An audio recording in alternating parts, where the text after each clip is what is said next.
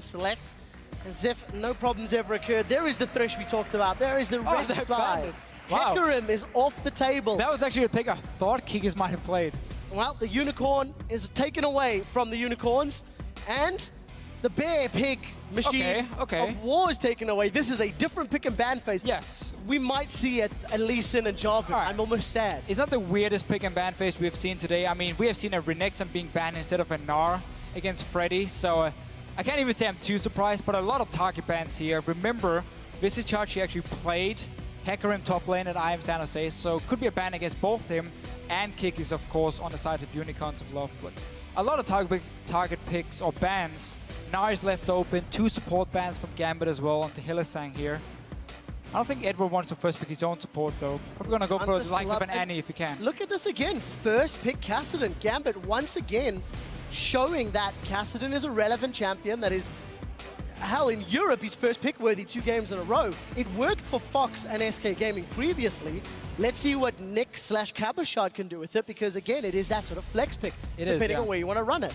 It is definitely a flex pick, which but does Chachi get Gnar? It is the main reason for teams first picking it here in Europe, because it is a flex pick where if you take a Gnar, you know it's going to the top lane and you can kind of try and build around it. Gnar is a very strong laner, but he does have some matchups which can deal with him and then kind of outplay him in terms of the pressure you can apply on the map in the early to mid game. But now he's coming in here, Visicharchi, he will be happy. Kik is getting Jarvan as well, such a solid combo. We've seen it time and time again today. It just works in team fights. You have a very tanky front line, you have engage, you have so much CC being brought to the table by just these 2 first picks. And you don't actually tell too much, because they're very standard picks. Yeah, you're now 3 for 3 on the Gnar Jarvan combo, and this is something that teams, you've got to question. Is Gnar worth letting through? I don't think it is. They ban Hecarim. I mean, you've taken Thresh off the table. Surely, Gnar is a bigger threat than a Thresh. This game's going to find out. I think Gnar really deserves to be a permanent ban. He's too strong all around. Even if you camp him early in the late game team fights as full tank, he's still so strong, and that's why you have to ban him away. Graves was left open. Pinoy managed to get it, together with the Annie pickup we talked about just before for Edward here with the 2 support bans. Such an explosive bottom lane, all in potential at level 6. And I quite like it, especially because if you look at Unicorns of Love, we don't really talk about the bottom lane being too strong. Hylissang, again, he needs to get the Thresh pickup, that's banned away. So getting a Graves and Annie that can completely snowball a lane, it's actually very smart by Gambit. Well, we'll see if they can make that happen. The duo lane for the Unicorns of Love has been locked in. VODS will be playing Sivir, while Hylissang will be playing Leona. You talked about aggression from Gambit. Unicorns say, hey, we'll match that. We think we can do it too. Yeah, full-on engage from Unicorns of Love. You have a strong team fight. You even have pick potential through the Leona and, of course, the Jarvan with their engage they can do. And both supports here. They're not going to peel for the 80 carry. They're not going to try and disengage. No, it's all in, both teams so far. And this comp that Unicorns is putting together is not quite the same level of H2K when it comes to low amounts of damage. Because Gnar and Jarvan are going to be adding their bits and pieces on the side, but there's a lot of pressure now on this. Is it going to be jungle in Italy? Oh, let's not get too excited. We're talking about, we don't like to talk about hovers, Deficio. Wait for it to get locked in. Going to give it a few more seconds. Let's keep talking. Unicorns, what are they going to put in the mid lane? There are still a bunch of assassins available if Power of Evil wants to go that route. Fair enough. This is why we don't talk hovers, Deficio. You're correct. Lee Sin and Cassiopeia locked in for Gambit. So Cassio, once again, they played in both the lanes, so it's another flex pick. Unicorns of Love doesn't really know what's going to happen in terms of the laning or the solo laners just yet here. LeBlanc would be an option if it wasn't for the Kassadin. We don't want to see that matchup again, even though it's one of the best champions for Power of Evil. Orianna would be the safe bet. But Cassio will be able to just have such a free lane against Orianna. Wow. She can't shut down either Kassadin or a Cassiopeia. Sheepy in the back, finally sharing his input. Been watching him this last minute. Not really chiming in too much. That is, of course, the coach for the Unicorns of Love. Gonna hover down those last few seconds. Let's wait to see what happens. If Syndra gets locked in, it's surprising because she took a very big hit to her laning damage. And it is locked in. Power of Evil going for the comfort pick. Power of Evil, just to quickly tell you a story, is one of the best Syndra players in Challenger and LCS. Touted for being one of the most accurate with the scat of the week. Yeah, so Syndra here changes in 4.1, lost quite a lot of damage early game on her Q. And also her stun now, her E, is a lot harder to hit. A smaller hitbox. We're going to have to see what he can do. I feel like, again, it's just him saying, I don't know if I'm going to be against Kassadin or Casio here, so I'm just going to take a comfort safe pick. But if he can actually shut down Nick on this Kassadin in the laning phase with the loss of his damage on Q early on, I'm not too sure about that one. Right, we'll see how it works out. On the side of Unicorns of Love, they have got so much CC. If Gambit ever get grouped up, there are multiple champions for the Unicorns that can stun up multiple members of Gambit. Yeah, that's where the Casio pick here in the top lane for Capuchat can be fairly risky because she's an immobile champion. Leona can engage on to her, Jarvan can engage to her, and then you just blow her up instantly as long as you keep her stunned so she can use her ulti, which is going to be the main disengage part from Gambit in this lineup here. Otherwise, the rest, any support from Eddie. We know he wants to go in and engage here. You have the Graves. We know Pinoy plays extremely aggressive. Like, he's not afraid to flash in, dash into your face. So there's a lot of all-in potential from Gambit, but you have that one top lane pick as your only sort of disengage. Yeah, Crepo said it earlier. Pinoy on Graves. If anyone goes ham, he calls it going a Pinoy. We'll see if we can do it again here in their first match. Gambit against Unicorns of Love. No super exciting picks that we were anticipating or expecting. Jump on Twitter. Tell us who you guys think is going to be victorious at LOL Esports. Use that hashtag GMB win or hashtag UOL win. We are in game for the final match of day one of the spring split. It is Gambit against Unicorns of Love. It is all the hype from the off-season coming to do battle against one another, and we'll see who comes out on top. And we're going to have to see what Unicorns of Love wants to do in this mid-game, where their comp has a very big power spike through Syndra, of course, getting 1 or 2 items completed. Gnar, when he becomes so scary and he has a lot of damage still before he goes full late game, where he becomes more of just a tank with a lot of CC, because Gambit, we know they scale into late game really well here. Casio is going to stack up her poison. Kassadin, of course, as always. We don't have to talk about it. Graves even a fairly decent late game AD carry. So a lot of scaling for Gambit on their side, which will need a bit of time to build up, where Unicorns of Love can make the aggressive plays early on. Very, very excited to see how Unicorns make those aggressive plays, because they've got all of the tools available to them and fairly standard defensive starts from both. Yeah, and funny enough, again, like every single game we've seen today, except for maybe the first one, both comps are really looking towards just like hard engage, bursty team fights, where whoever gets the first damage or the first ulti off can just get an instant pick, win the team fight, take an objective from it. We haven't seen a lot of like old school Siege comp. We haven't seen any really passive comp. It's a lot of all-in from every single team in the ULCS. Did you watch Copenhagen Wolves H2K? To be fair, it was 2 team fight comps. But yes, you're 100% right. They have been all about the engages. They have been all about going toe-to-toe with one another. And it looks like we're going to see those head-to-head lane matches. Eddie is trying to play a little bit of shenanigans on the Grump. Can he steal it? That's the question. Gonna go forward. Auto attack, not gonna be secured. VODS gets it. Scumbag Eddie, not so scumbag after all. We will get some solo lane XP for Pinoy down here, so he should actually get a fairly early level 2 on his side. And now obviously Hillisan, once he gets 2 more minions down, should be hitting that level 2. Sorry, 3 more minions down. Should be getting that level 2 for both him and VODS. Well, let's see if he can make those flashy collateral damage plays like he did in Cologne. Pinoy on Graves once again. He's able to 1v1 double lift a couple times, so no pressure, buddy. Only 7 times. See if you can live up to the same level of performance. And it's going to be a very, very aggressive lane matchup. I'm interested to see how Hillisang plays as well, considering that he's going to have that option to go all in on Eddie. Very surprised they actually didn't all in. So you take the Grump here, you get early level 2 on Leona. You have to just go straight for the all in. There was level 1 on Edward, level 1 on Pinoy at that time. And they just stayed back, played it very passive. But we've seen this before from the bottom lane, because Unicorns of Love is all about kickies, and the solo lane is making the plays. The bottom lane often just play a little bit too passive and just sit and farm and farm and farm and try and be strong in team fights. But right here, they lost a golden opportunity of going all in with Leona. Well, I'll have to see if they can make that one count for them. We do catch a brief sight of the top lane. Cabochard trying to put some hurt down onto Chachi. Not really affecting him CS-wise, but we'll have to see how well Vizichachi can keep his sustain up, keep his hit points up, while simultaneously farming. And this is one of the picks that can do really well against Gnar early on, because you out-damage him, you force him away, and we keep seeing this matchup here going like this, where Cabochard will constantly move forward, forced Visitachi to back away and just try and farm with Boomerang.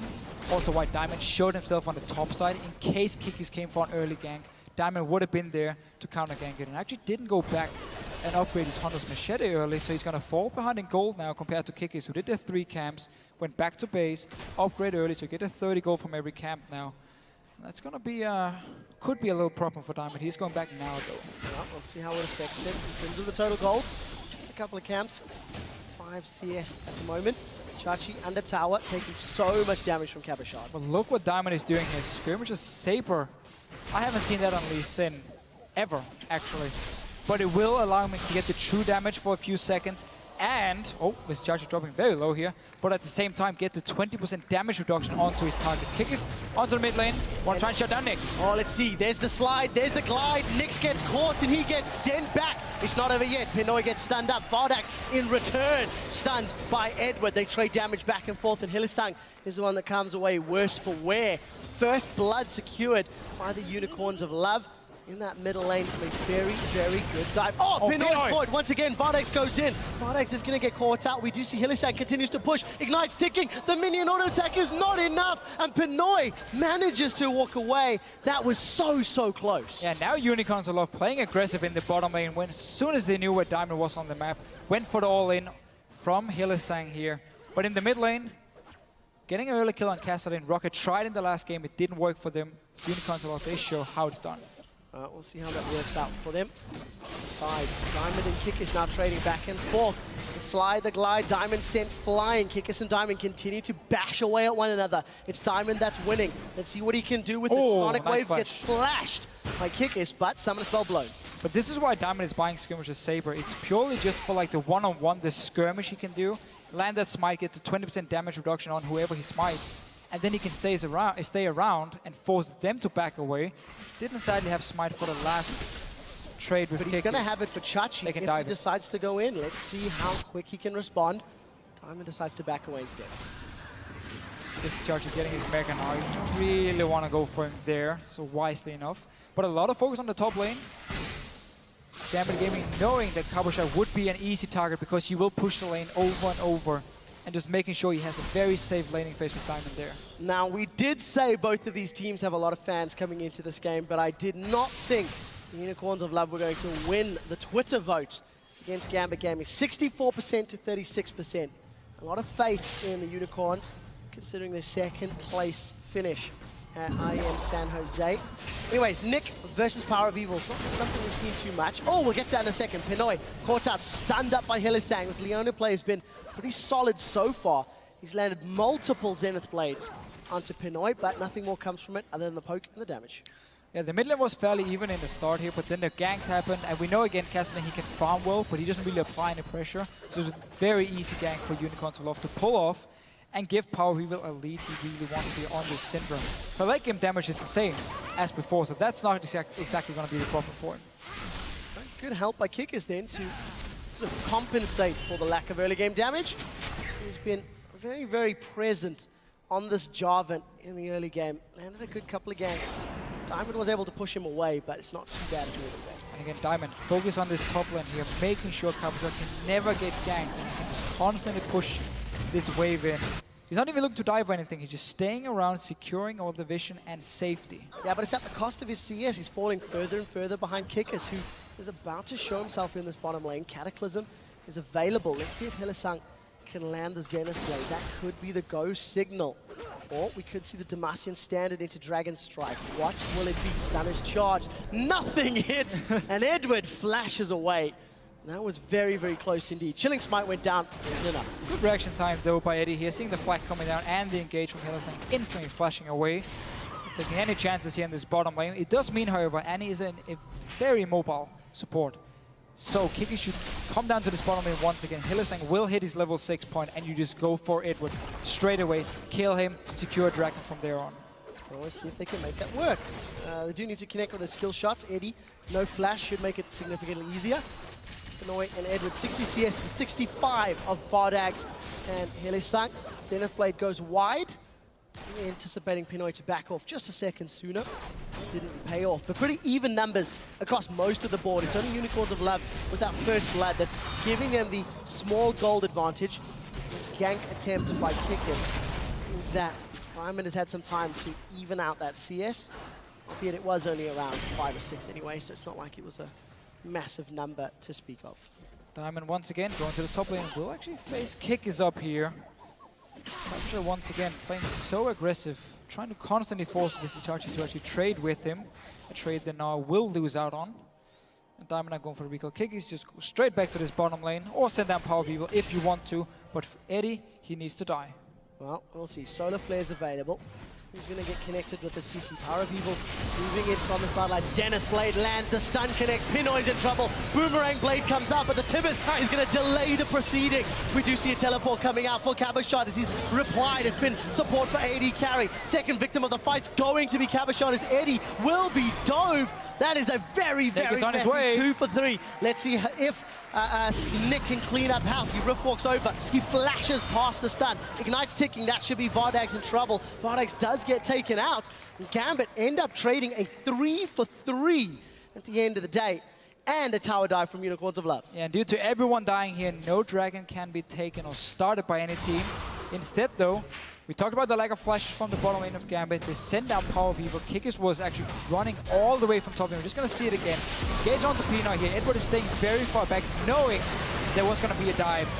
Pinoy ends up dying. Hiddleston goes down with him due to the tower. And a nice teleport from Cabochard. Vizicachi joining in. No Mega Narc. Too early in the game to really tank the tower here. And in the very end, because VODS will take some damage, Nick can come in and start cleaning it up. Well, a burst from Power of Evil down into Cabochard was actually very surprising. Managing to pick up that kill relatively easy. It does end up being an even enough trade. 3 for 3, but Unicorns of Love are the ones that come out ahead. 1,000 gold in the advantage and a 3-0-1 Power of Evil in the mid lane. Such a good start for him. Just straight into the mid game. Morel Nomicon will be completed. He has magic penetration already. He can start one-shotting people.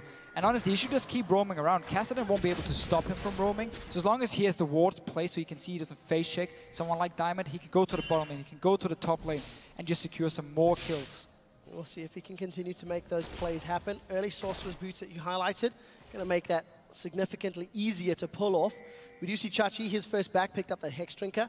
This is standard on all Nas. And Cabochard going for the similar Cassio build that we saw earlier. Tia into what's going to be the makings of that Rylai's. Yeah, and that simply means we're going to hit this mid-game point now where Gambit needs time to scale up because you need your Rod of Ages fully stacked on the Kassadin.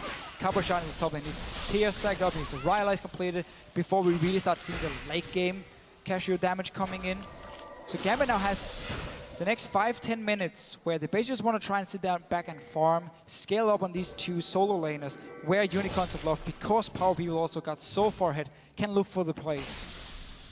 As it looked like Kikis was hovering in that bottom lane, toying with the idea of trying to go on the bottom. Keep in mind, Eddie's flash is down for a few more seconds. Diamond again showing in this top lane, but the fact that he's been spotted by Vizicachi means that Unicorns of Love are going to start off this dragon, and this should be uncontested. It doesn't look like Pinoy or Edward are anywhere near. No, I don't actually mind this trade for Gambit. Getting a global gold instead, so you scale up your champions faster instead of this very first dragon. They would have a very hard time contesting anyway, so I actually quite like the trade. Problem is, however, your mid lane is going down as well, and suddenly it turns into favor of Unicorns of Love. Tower does get secured in the top. Unicorns do secure a tower of their own, so they get a dragon and a tower out of the deal. Unicorns maintain their control on the game, and they can train their position. And getting that mid tower is so important because instantly you can just walk into Raptor camp, you can walk into the Wolves, place these deep wards here and see what Diamond is doing, or if someone like Eddie is roaming around from the bottom lane. It's a very, very good warning from Unicorns, knowing as soon as we take this tower down, inside the jungle, get some vision control, try and make some plays now, try and catch them out if Gambit is moving through their own jungle. Well, take a look at this. Chachi's in trouble. He's committed to a fight. No hop available. Forced to flash. Next trinket does pop, but that's a little bit of bait. Power of Evil's in place. Stun does not connect. And that means that Cabochard can get away cleanly. But Chachi had to flash there, trying to pick up some damage in Cabochard, but the support was around for Gambit. He's been doing a good job actually just staying alive and picking up as much farm as he could, because Diamond has been sitting in his top lane the entire game long, doing nothing else, even picking up the Skirmisher Saber here for better dueling as well on release. And just haven't really had a fight, because every time Kiki showed himself and realized Diamond was there, he just backed away. And the irony is, despite the fact that Diamond was in the top lane, he didn't really put pressure on the chat. Oh, That's VODS. a flash stun. VODS is in trouble. Tibbers has come down. Spell shields up. The Collateral timing. damage. Pinoy goes Pinoy and drops VODS where he stands. They had a ward on Hillesang and he was recalling as soon as he went back to base. Instant engage. VODS had no flash. Nice little pickup here by Gambit, getting a very important kill as well. Great timing from Eddie, really, to make that count. That evens out the kills, 4-4. There's only 300 gold separating these two teams. An Infinity Edge is completed for Pinoy on Graves. Got himself a CS advantage. Nick is even able to defend the pink ward for a few seconds longer. So we mentioned Morello Normicon on Syndra before, but seeing as he got all of these kills, he just went back, got a DFG completed. Again, Power People, he really needs to try and find some picks here because he can one-shot close to everyone. Let's see if he can. Warrior Enchantment completed for Diamond Prox on Lee Sin. Kikis has had the same for a little while. Rylai's completed for Cabo Shard. Already touched on the Eye Edge, the Rod of Ages, and the DFG. If you take a look at the supports, fairly similar in terms of your Moby Boots and Spikes. Oh, Eddie. Eddie's been There's no caught out. flash. He's been knocked in the air. He's been stunned by Power of Evil. One more kill, going over to PoE. Straight for the top end. 4-0-1. Cabo Shard teleporting to safety. Smart. That's a massive, massive win. Another kill for Power of Evil and the cooldown from Cabo Shard. Massive advantage to the Unicorns. Yeah, Gambit are trying to reply to the push from Unicorns Aloft by taking the mid lane here, but they have to push it all the way now. I don't think they're taking any damage from the laning phase, so Unicorns of Love can just keep pushing down. There are 4 members. Well, let's see if they group themselves up. Pinoy's pushing on the bottom lane. It's 1 tower to 2. Gambit have got themselves a little bit closer to this top lane, trying to counter out the vision as best they can. They've got 3 of those sweepers in hand. The Unicorns are grouped up. Look at Diamond's positioning. He sniffs an opportunity. This is a 4-on-4. Neither AD carry is with their team. Wisely enough, they're just backing away. A little bit too early to stay and really seize the tower here. You don't want to risk and engage under the enemy turret or close to it where you can't really get onto the right targets in the back line. But still a good play by Unicorns of Love. They know they're stronger at the moment. They know they have to press the advantage, and that's why they keep invading in the jungle, keep taking these outer turrets down. So another game where the Unicorns have come out swinging. You don't see anything super fancy in terms of champion picks, but they're not executing the strategy people mid well. lane here, nice stun. That's a stun onto Nick. It's followed up by the Solar Flare. The Zenith Blade was too early. It was predictive, but it wasn't needed. Power of Evil with the DFG burst.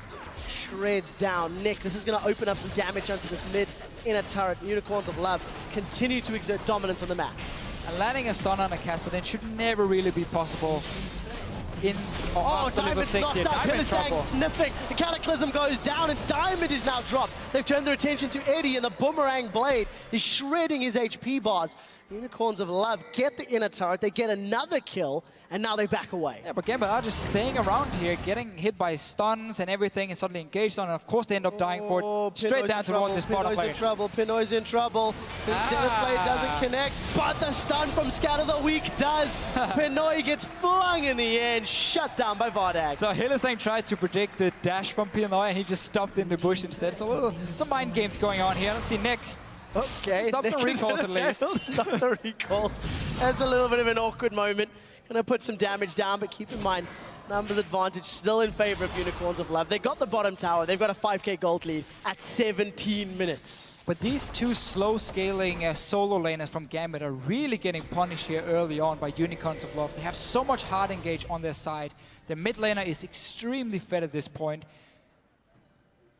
And once again, I mean, Nick dying in that mid lane should never happen. When you see the ball flying towards you, just jump away in that castle and don't take the chance. Well, he took the chance.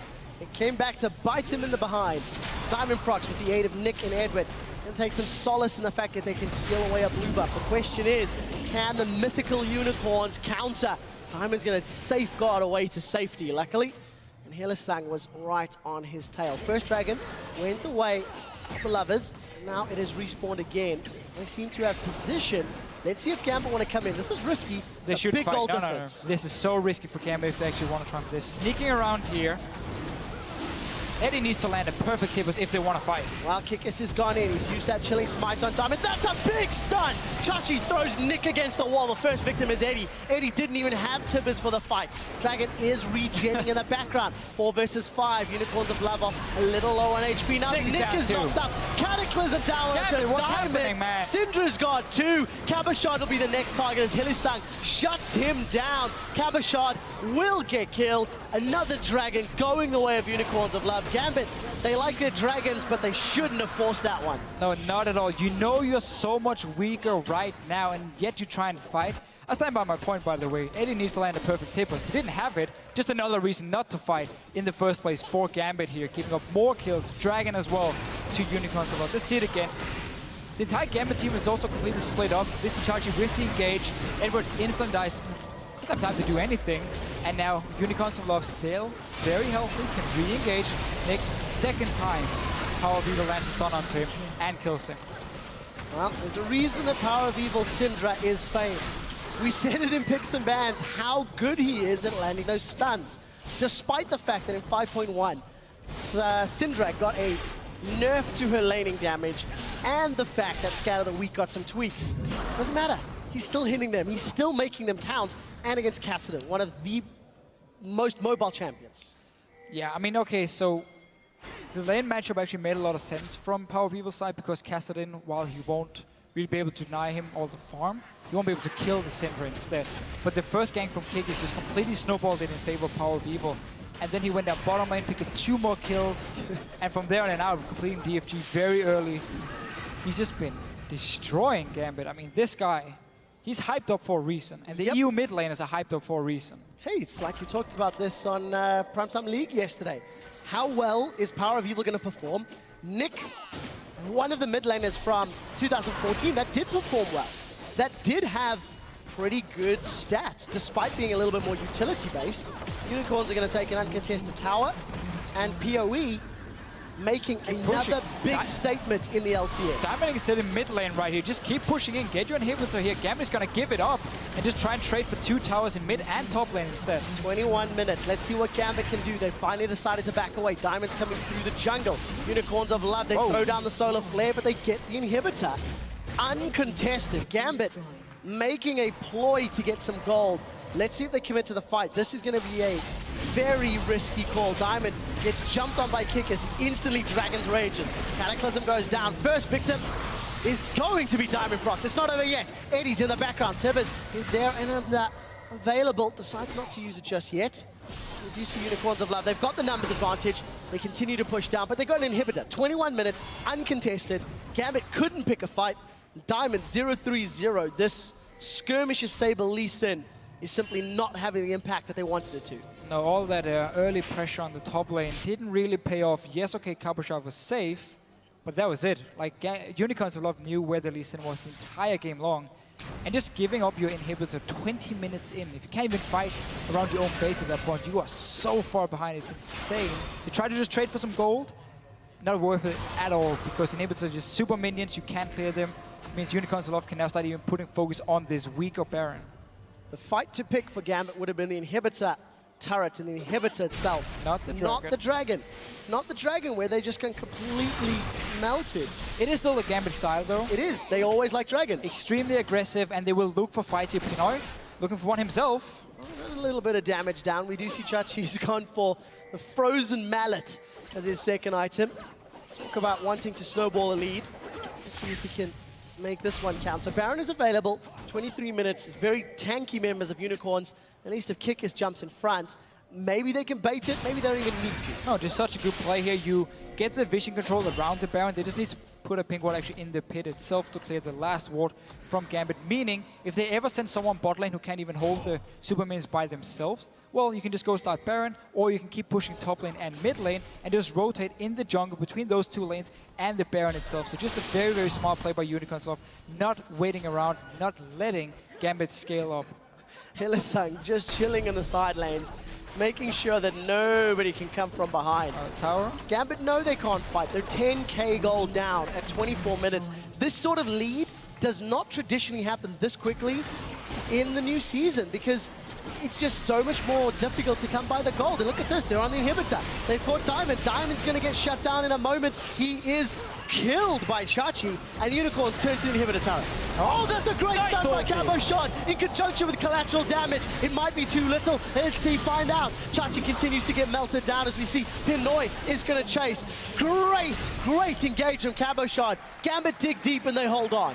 That was the engage they needed here, catching Unicorns a little bit off guard after that actually killed Diamond.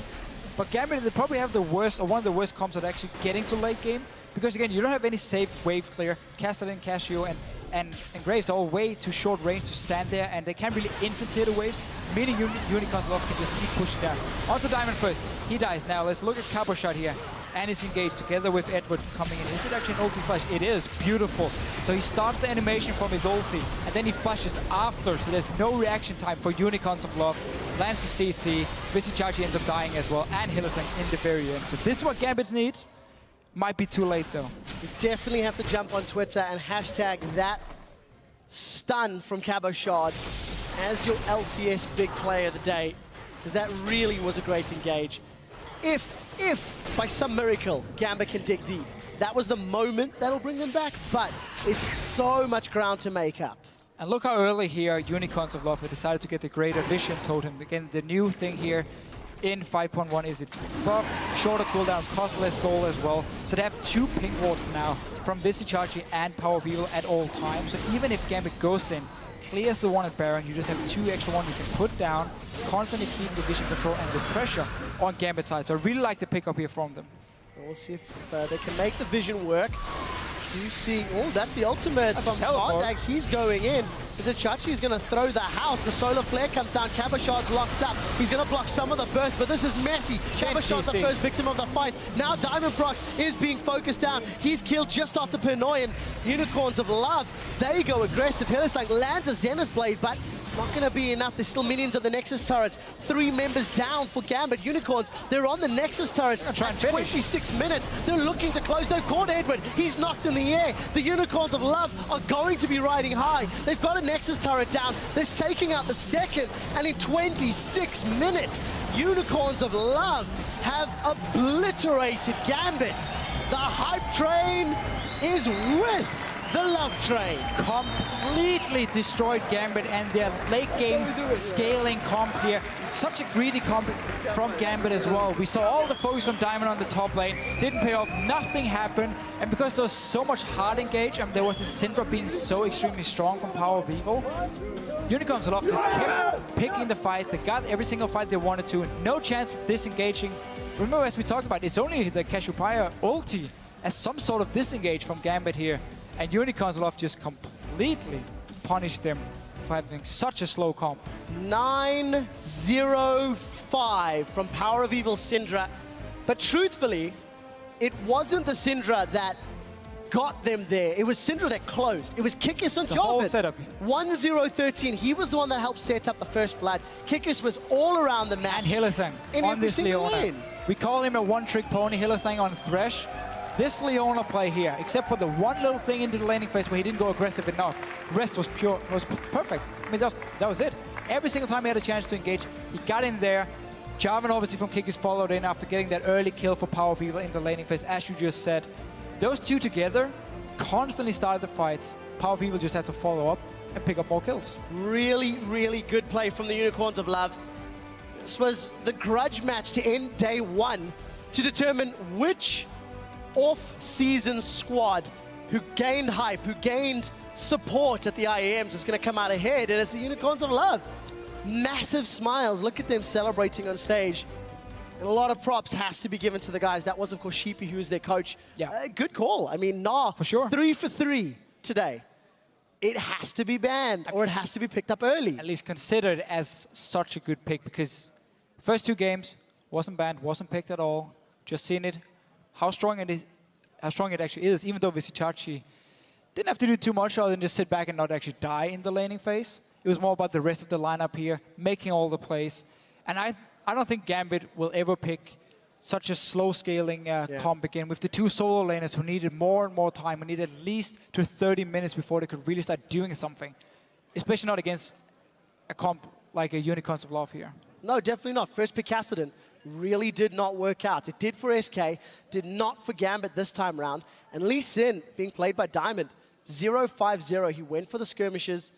It's not something we've ever seen, like you mentioned. And also, Diamond just seemed to be non-impactful. He really did not have any sort of presence in the game or any sort of control offered to the rest of his squad. Yeah, so obviously, again, jungle item, a little bit unique from him. That didn't even matter because he didn't do anything. Yeah. So he could have got whatever jungle item in the world. He kept walking top lane, sat there and said, Cabochard, you're safe, just do whatever. Oh, my bot lane's dying, mid lane just died. I'm going to go back to top lane and make sure Cabochard can farm. That was a wrong. Well, again, the plan from Gambit, it made sense on paper, getting Cabochard going and making sure he could just sit and farm and scale up. But because the rest of the team was so slow as well and just couldn't do anything, it didn't pay off. No, definitely not. So, guys, we're going to send it to stage now where Pyrotech